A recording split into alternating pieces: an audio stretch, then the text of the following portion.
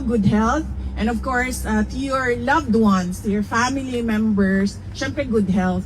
But I also wish them a joyful Christmas with you online or with you going back home and spending Christmas with them, the Noche Buena with them. At Noche Buena with them.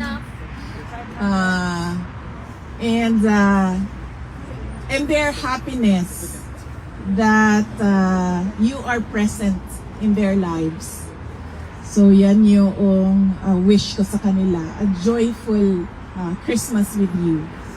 And of course, the New Year, you know, when we ring in the New Year, we are always filled with hope that the New Year will bring better things than the previous year. That is why, diba, meron tayo laging New Year's wish and New Year's resolutions, thinking na merong magbabago sa taon na yon.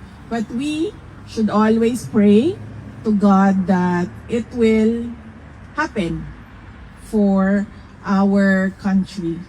A better 2026 for the Philippines. Our prayers are for President Rodrigo Duterte. I think we should also pause and pray for our country that it will become peaceful and prosperous soon. And we pray for our fellow Filipinos, for the dead, the dying, and the sick. May they be granted blessings just like how God gives us blessings every day.